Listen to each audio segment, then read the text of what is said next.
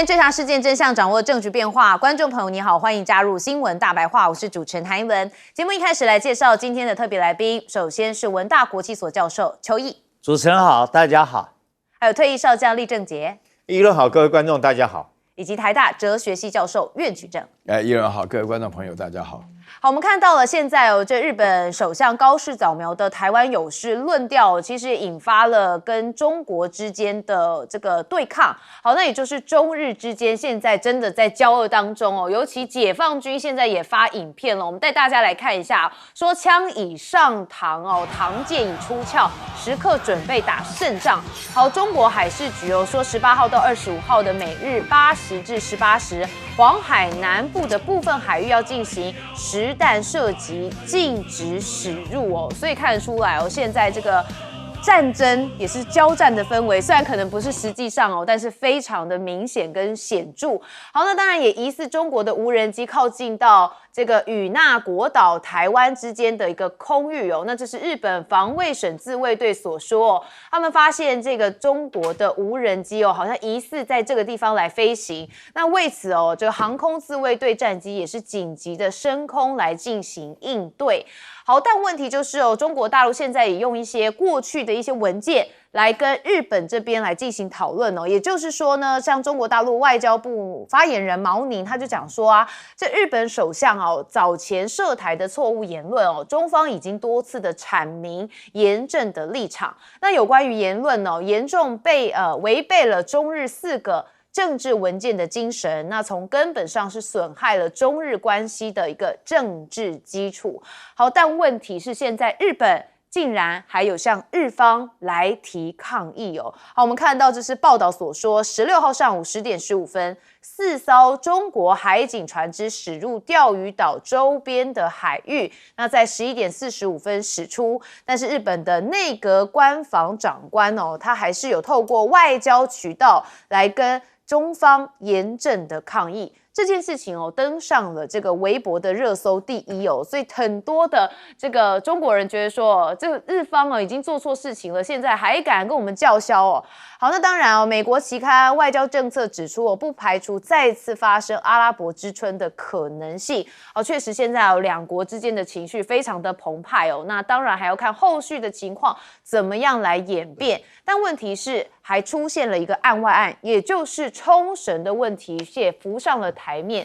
好，我们先看到的是中国的常驻联合副代表孙磊，好，他也批评了日本。那这句话其实说让日本破大防，我们来听听他到底怎么说的。中方敦促日本正视2战期间日本军国主义对亚洲邻国发动侵略战争、实施殖民统治、犯下严重反人类罪行的历史，切实提高女性社会地位，停止对冲绳人等原住民的偏见。好，现在看起来中方也希望用以子之矛攻子之盾那当然就是看到是冲绳的问题。好，也就是冲绳琉球这边属于日本吗？联合国至今没有承认日本对琉球的主权。好，我们带大家来看一下其实就是对2战战后秩序做出安排的开罗宣言跟波茨坦公告都明确指出，日本的领土就仅限在北海道、本州、4国9州、4座大岛跟周边的小岛，都没有提到琉球。好，那琉球其实在2战之后就是给这个美国来托管。那1951年旧金山合约的第3条就有确立美国对琉球群岛的施政权，但是没有明确的主权归属。那后来是在1971年美日他们私下签了这个冲绳返还的协定，才把冲绳的施政权归还给日本，但是这个主权归还还是悬而未决。那联合国到现在都没有承认日本对于琉球的主权。好，所以这当然也是中国大陆对日本打的一张牌，那就希望用这个主权未定的部分来攻击这个日方。好，那高市早苗也同时得罪了4个国家第一个当然就是中国，我们看到多部门接连的严正交涉，解放军官方账号更是发布日文警告，必遭迎头痛击。好，那南韩的部分则是总统府最新也宣布统一南韩官方对于东北亚3国的表述顺序中国是先于日本。那俄罗斯这边则是直指其奉行复仇主义跟修正主义的政策，批评日本牺牲自身的利益迎合美国。那朝鲜则是痛斥日本说是千年宿敌，拒绝其所谓的会晤提议。所以高市早苗上任还不到1个月的时间现在周边的4个国家同时都得罪光了。好，那高市风波现在美国这边的态度呢，看起来川普也是蛮投机的现在这个池田清彦说如果高市你再不道歉，其实事情就会越来越糟因为事情演变的状况可能会更大。好，那这日本的前防相则说高市未依循历任首相的战略模糊，不应该亮出这个有事的底牌所以很多日本的国内对于高市的这番言论其实就觉得是引火上身。好，那日本驻中使馆呢也发布了安全对策提醒日籍公民在中国你要注意安全因为可能会出现一些可疑人物，那要结伴同行，确保自身的安全。好，那美国是不是真的不挺高市早苗呢？我们前几次的这个话题也有讲到说，这个日本研国有个提丰的中程飞弹系统结果发现说他们悄悄的撤走了9月在驻日美军研国基地部署的中程导弹发射装置提丰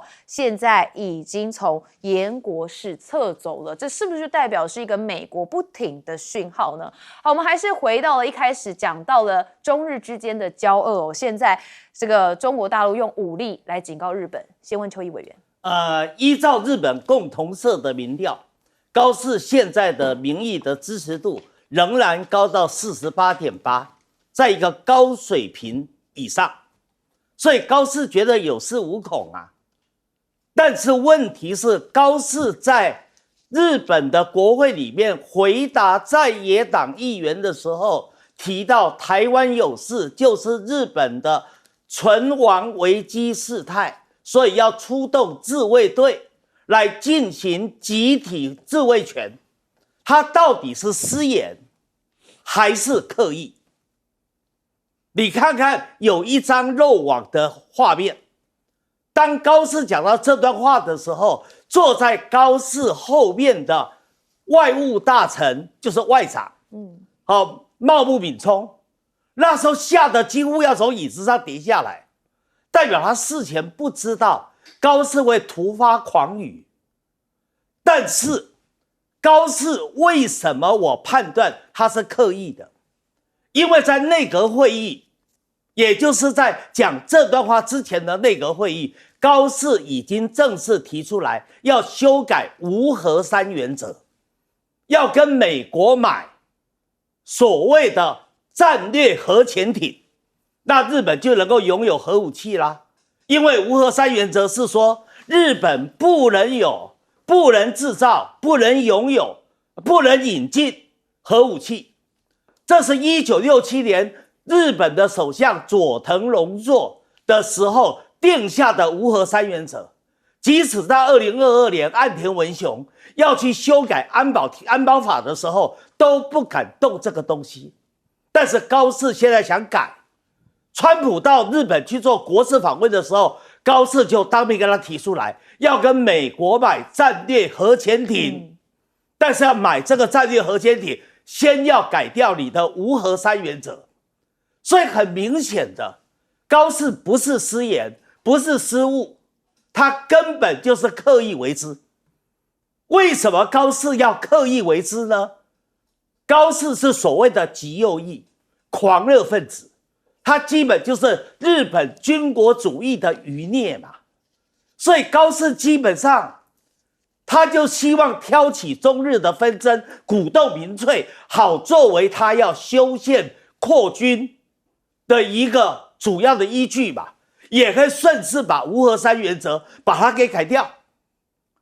所以今天这一场中日的纷争，我必须把这个源头说清楚，这是高市惹的祸。所以大家有没有发现，最信任高市把他捧上首长之位的麻生太郎到现在没有出来讲话。日本有3个首相，鸠山由纪夫、野田佳彦，还有刚刚被逼退的石破茂，都出来批评高市，尤其鸠山讲得多难听啊！鸠山说啊，你这只小狗啊，小狗最会叫，但是叫了半天还是小狗。你想想看哦，鸠山是前首相，他去讲现任的首相是只小狗，这个在日本也是史无前例的，你就可以知道他们心里头有多气。当记者到白宫去问川普的时候，川普也不想回答，顾左右而言他，而且对日本还稍有维持。为什么？因为高市的说法是依照美日安保条约，美日安保条约，日本要动用所谓的集体自卫权，是要经过美国同意的，是美国出兵，然后跟日本要求，日本再接着在美国之后做后勤补给。可是高市在提到这个东西之前，有没有跟美国商量过？没有。所以刚才主持人非常的敏锐，就提到了延国基地里面那个提丰中程导弹系统，美国把它撤掉了。为什么？大家不要相信美国驻日本大使葛拉斯讲那些屁话，他不了解状况。真正的状况眼见为实，延国的提丰中程导弹系统为什么被撤掉？就是白宫也不高兴了，是他用动作直接来传达讯号。好，将军，我觉得延国的这个提丰系统撤掉，不是美国不挺日本，而是美国不敢挺日本。那为什么我这样讲呢？大家记不记得在拜登当总统的时候，那个时候经常他3不5时，这个美国所谓的在台海之间战略模糊的这种政策，他有时候会失言的，讲出说美军要来协助台湾。那你看到后面那群白宫人有多着急啊，马上急着帮他灭我，帮他解释，这是第一个哈。我讲了，这是然后现在来讲的话，所以提丰系统撤掉，代表说美国很清楚这个在第一岛链这边的这个中美双方的军事实力。我讲第二个例子，代表美国不敢挺哈。你知道这次在黄海演习，其实在2023年9月13号的时候，美军的美利坚号2栖攻击舰在这边也举行过，韩国一起举行过这个联合演习。你知道举行了几天吗？我跟你讲，总共从头到尾这个只有5个小时就结束，就撤走了。为什么？因为中国警告他说，你要在这边给我演习来讲的话，那以后我们走着瞧，看着办。所以美国5个小时草草收场。但是同样一个海域的演习，中国这次原来是说只有3天，17号到19号，昨天开始到明天，但是没想到现在居然给你加码，从17号到19号连续8天这代表说中国这个，我们如果说用时间来比喻来讲的话，你就知道那就是5个小时对8天的军事实力。那我相信这个高市来讲的话，他刚当首相，他是不是不了解自己国家的军事实力，有这个高估了自己的军事能力，连美国在这个地方都不敢跟中共来讲话做军事上的对抗，那你日本你凭什么在那边敢吹这个牛？如果说这个中日两国真的开战，我跟你讲，以两国的实力来讲的话，在第一岛链这边那就是大人打小孩为什么我这样讲呢？第一个来讲的话，你这个日本居然产经新闻放话说是要击沉福建舰，但是你日本来讲的话，还没有击沉福建舰之前，你那2艘2栖攻击舰，就是出云号跟加贺号，一定就被先击灭掉。为什么我这样讲呢？因为你那两艘的这个2栖攻击舰上面的飞机叫 F-35B， 作战半径只有900公里左右那解放军上面如果说是他现在放飞的，如果说是这个攻击21那款作战半径有到2000公里，就是我打到你之前你还打不到我。那如果说双方中国跟日本的导弹来做一个比较来讲的话，日本现在能够对中国大陆本土做攻击的导弹，我们认为说假设就是这个严守了这提丰系统的战斧巡弋导弹，要2500公里，可是射程可是它的速度也不过是次音速。但是中国每一款的导弹，我们在93看到阅兵的每一款导弹，不管是东风系列或者是鹰击系列，它动辄射程作战半径都是达到2000公里之上，那速度都是4-5马赫，甚至于超高音速。所以从这个数据上面，我们就可以比较出来。我觉得这个在第一岛链之内这个高市真的是不太清楚自己几斤几两，居然敢在这边放这种话，连美国都不敢在这边招惹中国，那你自己在这边真的是应了一句话，自己往枪口上面跳，自寻死路。好，有一种引火上身、飞蛾扑火的感觉。袁教授，我讲一下哈，高市早苗讲这个话，台湾有事，日本有丧事啊，非常明显了，因为我就是93阅兵的见证人啊，我跟你讲，在目前为止对大陆来讲的话呢，情况这几天我人在大陆的时候，没有别的消息。我有一个情况非常特殊外交部里面从这个大阪的这个总领事开始薛健到外交部的发言人林健双剑齐发，国防部里面所有的发言人全部讲话，从来没有听过这么直接的，就是迎头痛击马上开战。我跟你讲另外的话呢，连国台办里面的这个陈冰华也特别提到了，就是这件事情说句良心话，我们台湾有什么事情呢？我们只打台独对不对？日本的话可能要全国办丧事。我分成5点来讲让大家了解一下这个高市早苗所惹出来的祸有多大。首先第一点的话呢，这个人高市早苗完全没有历史对于日本人的话呢，我跟你讲大陆人的仇恨，因为我们在台湾根本不了解大陆人对日本人的仇恨，简直就是到了没办法。我跟你讲因为就刚刚拍了南京照相馆，又93阅兵，又是福建人入列，又是四川舰入列，是海事这个人事情的话呢，就是说大陆所有的武器当中对于要使用这个武器都有一点迟疑，但对打日本人的话呢，就是你要了解，我刚刚讲了什么外交单位国防单位什么的，他们都是自己在第一时间，而且的话最重要的是请那个也不是说请就是叫做奉祀叫这个日本的那个驻华大使来的话，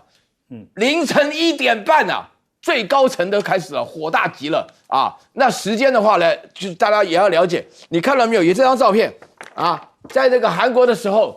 你看到没有？那个习主席跟那个高市早苗充满了善意他们在韩国见面的，见面之后来了这一招，那还得了？那日本不办丧事，要办什么事对不对？那个时间上来讲的话呢，地点的话呢，那么就是说是所有的整个东南亚地区，刚刚那个一轮在讲的时候，那个中国、朝鲜、俄国什么对日本都突然讨厌起来，你以为是偶然吗？那当然是一种外交实力的展现对不对？那物件的话呢，更不要讲别的说日本本身来讲的话呢，我现在大胆的做个预言让大家感觉一下就是说我觉得日本会认怂，日本会收回这句话，高市早苗会提早下台。如果不这样子的话，在大陆没有办法交代的，真的是不可能交代。我顺便要补最后一句话，我们台湾跟着倒霉原来这个事情是没有到这么危险，现在台湾跟着要倒霉的你要想一下对中日的情绪确实是比较难解因为有点国仇家恨所以看看这高市早苗是下台之后，不然可能会没完没了。好，我们休息一下，马上回来。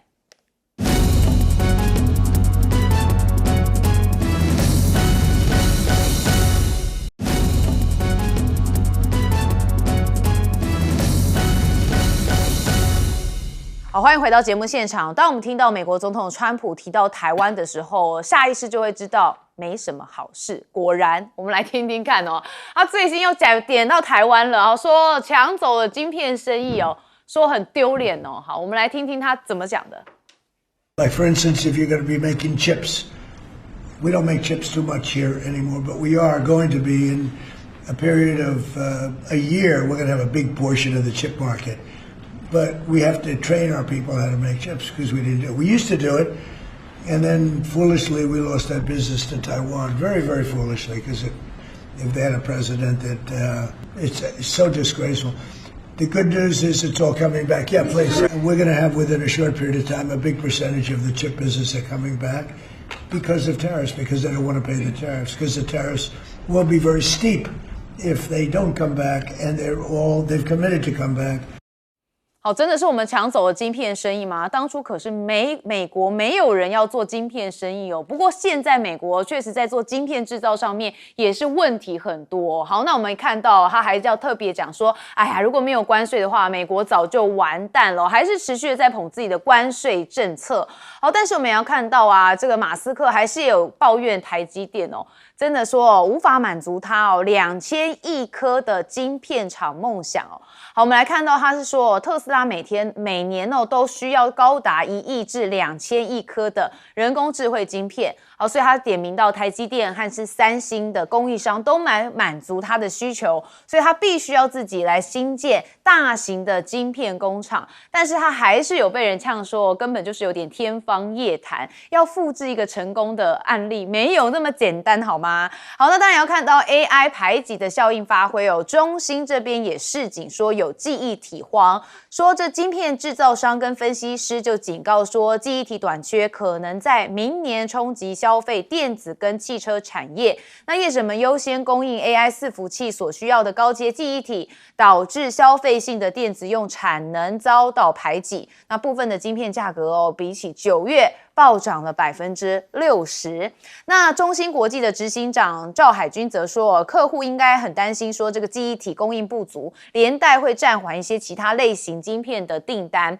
所以呢，大家都不敢在明年第一季下太多的订单，或是出货太多，因为都不知道晶片接下来能供应多少手机、汽车跟其他的产品。好，那也看到部分的记忆体库存不到3周，那三星跟美光现在也都纷纷涨价，说要喊涨50%的比例所以现在呢，在这个晶片上面确实这个供不如需啊，所以这当然就是涨价了。好，那是不是臣服美国关税了呢？这个就是印度啊，我们看到印度之前跟美国这个关税讲的这个稀里哗啦的，就后来现在看起来印度稍稍有退让了吗？因为说这印度跟美国要签署220万吨的液化天然气的采购协议。好，那这是印度的国营石油公司，这是第一次跟美国来签署为期1年的液化石油气长期进口合约。那从2026年合约的年度开始，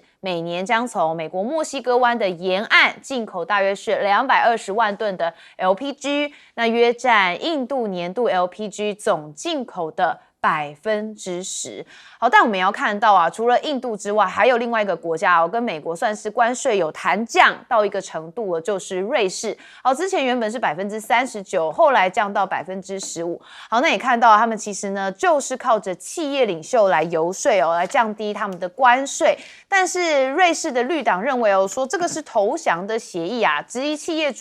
主管参与政府是以值得怀疑的方法跟黄金礼物换得的协议。那绿党党魁甚至也说，这个瑞士的经济精英跟联邦委员会都向川普低头，那消费者跟农民恐怕就会付出代价。但是瑞士这边的官方则是否认说我们没有向川普投降，那也动员企业领袖的做法来进行辩证。那瑞士金长则是认为我们没有把灵魂卖给魔鬼。好，光是一个这个关税在瑞士这么和平的国家都能够搞成这么纷乱。好，那美国的关税重击了日本第3季的经济呈现了负成长，也就是他们季减年率达到了1.8%，创下了6季以来首次的萎缩记录。那也看到德国这边也非常跟中国这边有一些交谈。那因为我们看到是德国的副总理克林拜尔在昨天也到了北京，跟这个大陆的国务院副总理何立峰来进行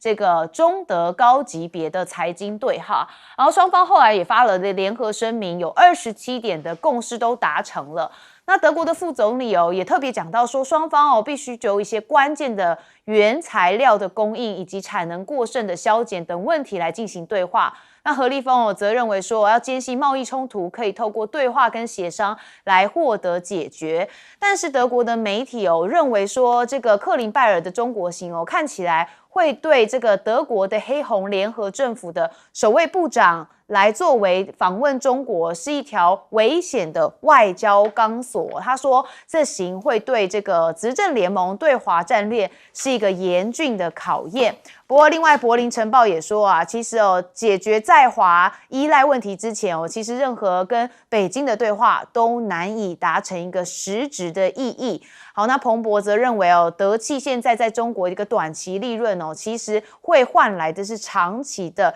政经压力。好，那我们就要反观中国大陆其实在欧洲的像比亚迪，他们的这个公司目标到2025年底其实要有1000个销售点，结果在其1年之后，这个数字是翻倍的啊，他们的销量也是比同期去年成长的是超过2倍。所以在欧洲车市的情况发现德国2025年的10月，中国品牌是将近了8000台。那你看这个月销量跟月同比月同比的比例非常夸张，是866.3%所以大家看起来现在中国大陆的车在欧洲非常的热，也非常的夯。好，我们还是看回一开始的美国总统川普讲到台湾就没什么好事。邱毅委员。川普，你真的是宾州华顿商学院毕业的吗？我真的怀疑，你有真的念书吗？你知道晶片的生产为什么它的供应链管理会使得后来台湾跟韩国在晶片的生产、加工、制造上面它能够崛起？为什么安次半导体它的生产在荷兰，它的封测是在大陆？为什么？就是因为这个叫做依照市场机制全球产业分工嘛。全球产业分工依什么原则？依照比较利益原则，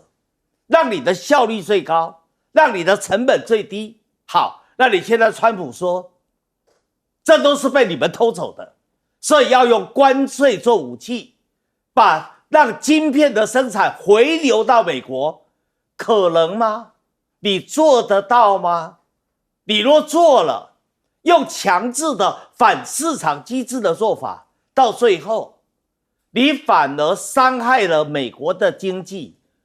你反而使这一个产业到最后因你而衰退嘛。好，第二个问题，电视墙第二个问题，你臣服于川普的关税战、贸易战，你会有什么下场？你会有什么下场？让我得提醒赖清德了。现在美国的最高法院9个法官正在做争辩，准备最后在几周之后就会裁定结果。中间很重要因为川普的做法是以关税作为武器，然后逼迫这些国家同意在美国大幅度投资、大金额采购。如果你做到投资与采购，我就让你的对等关税往下降。可是这样的一个做法，现在我们发现出问题了。台湾还没有签所以我才说我要讲给赖清德跟郑丽君听。你如果最后川普最高法院判他败诉，那他关税的部分要还，对不对？你如果已经签了，跟美国签了关税贸易协议，那我告诉你，你在美国投资的4000亿美元是不能退的。你在美国采购的2000亿美元也是不能退的，但是你的关税很可能可以退。所以我问你，你的亏吃大了。这也就是中国大陆在面对美国谈判的时候，为什么走一个字叫拖字诀？他知道嘛，未来的状况有很多变化嘛。浮士德不要把他的灵魂整个跟魔鬼交易，你把整个灵魂跟魔鬼交易，等到魔鬼已经死掉的时候，你的灵魂也没有了。好，看来赖政府无法拖这个院教授，我必须要强调这个川普根本就是胡说八道首先的话呢，大家要了解我讲良心话了，你不能够说是半导体或者是说是芯片或者说是晶片是这个美国人发明的话呢，那么台湾跟韩国就是偷来的这个市场上的原则，成本的价格，说句良心话台积电里面几个老大哪个不是美国人？你点出来嘛哪个不是美国人对不对？大家心里都明白得很台积电的客户哪个不是美国人台积电的大股东哪个不是美国人？美国人没有变，美国人为什么要搞台积电？便宜嘛，就是成本考量嘛。这我说句良心话，你谈的是生意，你在川普现在搞这个贸易流氓这一套，只有流氓才会收这种过路费收的关税这种东西这是流氓，完全不按照成长来。其实说句良心话，听到川普讲这种话，我蛮高兴的。为什么？因为川普这种搞法让美国基本上一点信誉都没有。但是我这边要强调2个国家倒是比较特殊的。首先，这个我没有想到瑞士啊，我在欧洲住了很久啊。瑞士的话呢，一直是非常得意啊，号称全世界最有钱也最贵的国家，而且瑞士的产品的话呢，也是都是附加价值最高的。那居然会出现这种争议啊，足以证明啊，川普这套流氓做法是可以欺负到很多人的。这个世界上，川普如果获胜了，那我们的伦理学不用教了啊，完全不用教了，讲道德都是屁啊，一点用处都没有啊，就是强权里面才有力量。说这话的话呢，大家心里要了解这种感觉。那德国现在这边那个情况下，搞了个副总理来，前一阵子的话呢，德国外交部长要来之前还哼哼哈哈的又讲到啊，在台湾这边有事的话呢，啊，德国不一定有事啊，但是德国绝对不答应，不答应你扯这么多干嘛？你根本不用来了。那么中德之间的关系就在这种情况下，他们都没有看清楚啊。首先，第一个，川普这个是贸易流氓啊！大家对于流氓的话，你容忍他，是因为他一时之间傻，可以欺骗他啊。刚刚邱委员讲的，川普自己都地位不稳啊。第二件事情的话呢，这种贸易流氓的做法是没有办法经得起长期的考验的。为什么？因为我们都会了解到，这个世界上总是该有点秩序啊。最起码的秩序就是你要做生意、贸易，就是要谈供给跟需求。就要谈成本啊，对啊，对不对？这还用问吗？又不是什么丛林期间哦，弱肉强食的，我们是有秩序的人类生活。将军，川普讲的没错，美国真的很可耻。但我讲的可耻不是川普自己说的，那时候晶片来讲，他美国没办法做，然后变成说是我们台湾来做，让美国人觉得说把这么重要一个这种先进的工艺，然后让台湾自己没做下去很丢脸。他现在更丢脸，更可耻。我讲的为什么呢？他真的在偷我们台积电的晶片。今天最新的消息就是我们现在讲的当下哈，台积电的资深副总经理叫做什么？叫罗维仁的，他居然把整个在他这个退休之前借着他的职务，叫底下人把先进2奈米制成的所有的资料来跟他做简报，简报完以后，他带着这一叠资料，然后到美国去了，到哪里呢？到 Intel 的这种研发部门去继续任职。那试问一下。这是不是就说叫做100%的偷台积电的技术哈？但是很遗憾的，我没有台积电到现在我没有看到这个一个正式公司出来对这件事情做任何的反应。大家不要忘了，这个台积电这次已经是第2次了。上次什么时候是日本来偷大家还记不记得？是日本来偷日本偷完换美国偷。那我这边要特别强调哈，这个台积电是我们台湾的富国神山。那是没有说好几代了，最起码这2代人，大家辛苦努力这个不管是奉献，包括台积电的基层的员工，他们努力所得到的一个成果。那我们台湾的安全我们台湾主要收入有靠台积电，那现在居然这个美国真的好可耻，用偷的方式偷回到这个 Intel 去。我觉得这方面来讲的话，我们政府是不是应该出面在这方面多做管制？不然的话，我们台湾总有一天真的被掏空，真的被偷光的。不就是我们台湾现在的执政党制服吗？然后不但卖，而且还让不管是美国或日本，像日本偷完以后，我觉得我们台湾政府好像也没有出来表达抗议。我讲什么话，有样学样嘛。现在 Intel 来偷了嘛，那我看看台积电怎么办？我这个赖清德政府怎么跟国人一个交代？好，我们休息一下，马上回来。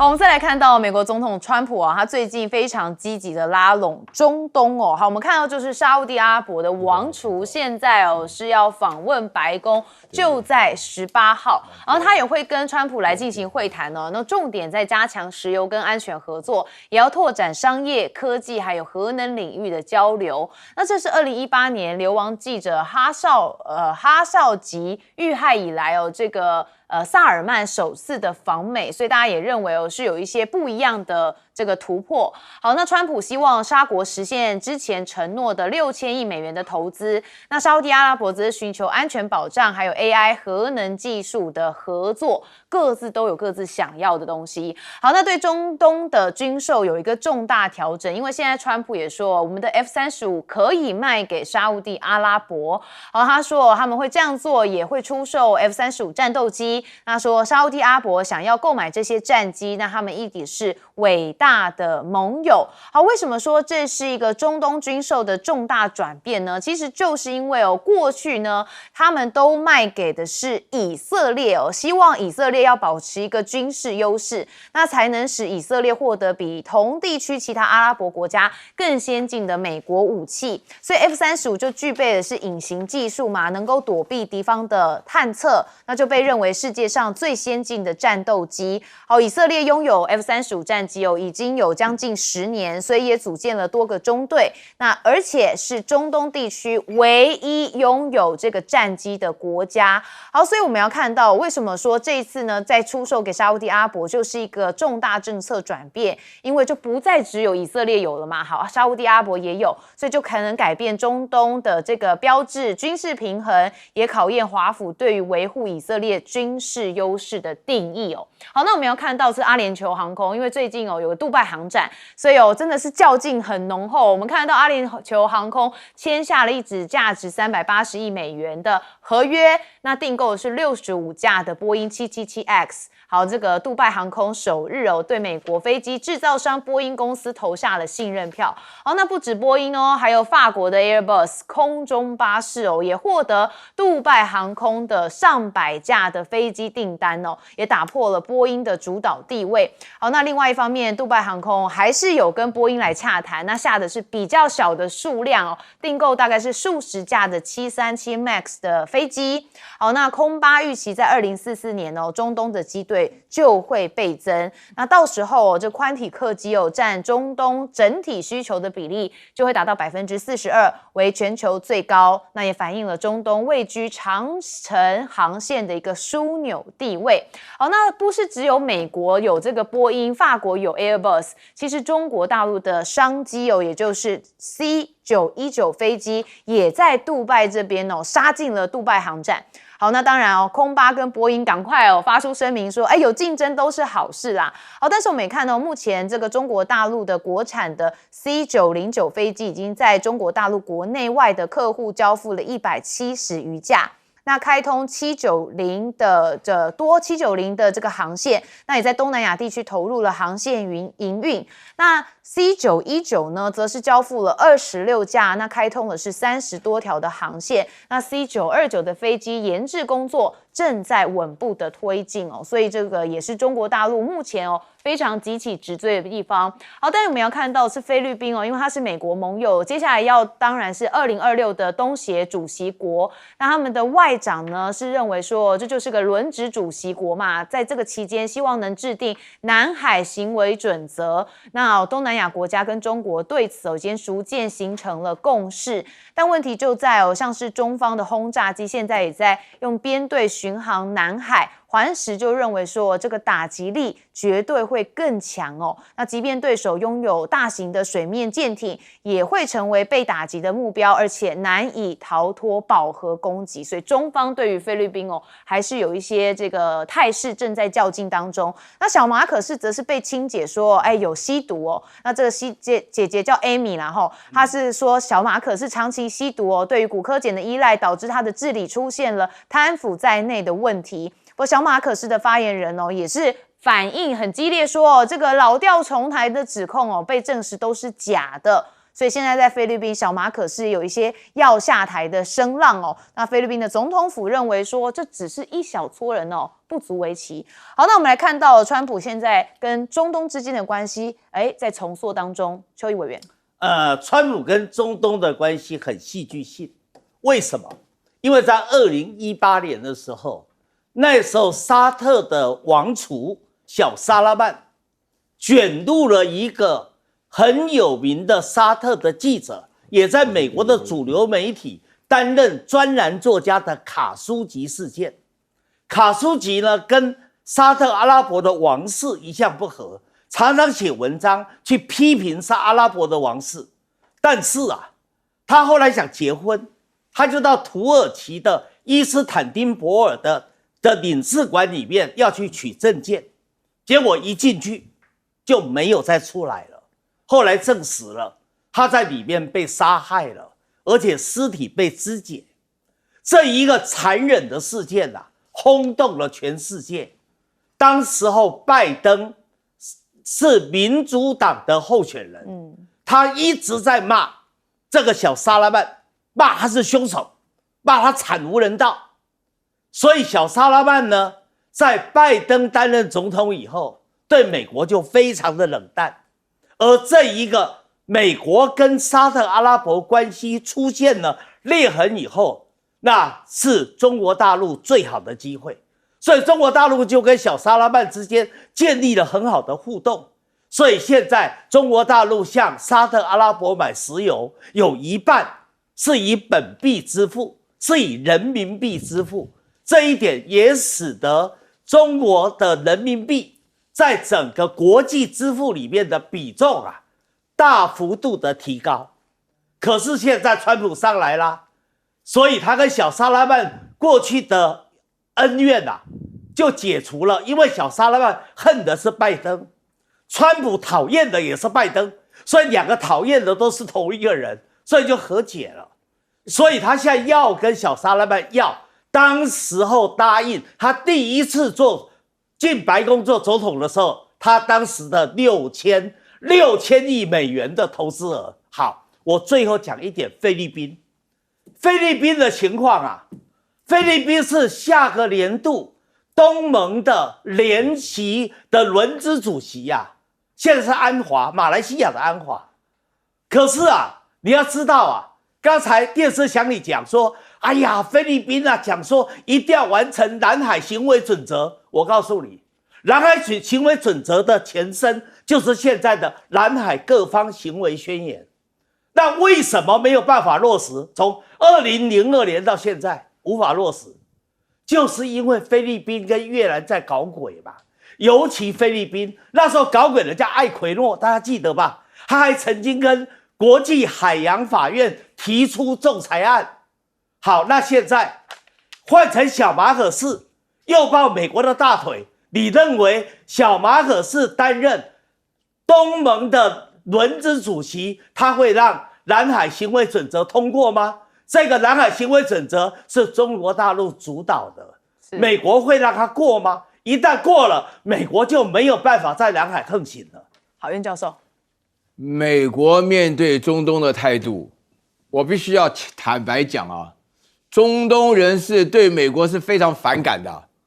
沙特阿拉伯他们基本上只有高层就是深信美国那宾拉登他不就是沙特阿拉伯人吗？对不对？那么反感透顶了。难道说大家真的以为阿拉伯人就是沙特阿拉伯做这个阿拉伯的头子麦加马蒂娜这个每天就朝圣？他这样的情况下，美国在中东保护的国家是毫不犹豫的是保护以色列你刚刚也讲得非常清楚那中东国家前一阵子的话，花钱最多的是凯达美国就是默许以色列跑到凯达去炸那沙特现在买了 F-35。这不好意思讲有什么用差点讲有个屁用那么美国的话基本上一锁死，对不对？飞都飞不起来那我们现在要了解问题，为什么中东的情况，尤其是中东的大国沙特的话呢，必须要应对这种情况？因为川普要的这种东西，对于我们来讲的话呢，赚钱不多用钱花钱买事情钱的事情还不一定小事，但对沙特来讲，钱的事情就是小事而且他们说要投资说要用什么的，他们反正底下挖出来一大堆油嘛，就是用来抵嘛，就是你可以发行债券嘛，就石油美元嘛。对于沙特来讲的话，他们以时间以这个要用这个时间来交换什么呢？交换他们要选择自己的国境的安全，自己的国际地位的升高，而且最重要一点就是美国对待以色列的态度，让他这个盟主都快干不下去了。以色列杀多少人以色列杀了6-7万人再加上一个小地方跟大安区一样围的一个紧紧张张的一个情况下，到现在战争都没有结束。以色列的无法无天让美国处境很尴尬，那沙特现在要配合这一点。我告诉大家一个大秘密了，就是其实讲起来的话，买飞机的话呢要平衡，没有人在国际关系上会做出比较难看的事情。但是我觉得 C919、C929 将来要发展的空间一定是会在中东，而且这件事情本身来讲是非常具有意义的。为什么呢？因为实际上你能够做比较，这种传统市场来讲，尤其是客机的市场，原来我们客机都叫做 A 就是这个 Airbus。，B 就叫波音，那 C 的话呢就是中国的 China， 对不对？C919是 C， 这个 A、B、C 三足鼎立啊，是很不容易的事情。所以大家要看这个机会，我再强调一遍，那个中东本身来讲，对于美国早就受够了，没有办法，他们非要依靠美国不可。好，将军。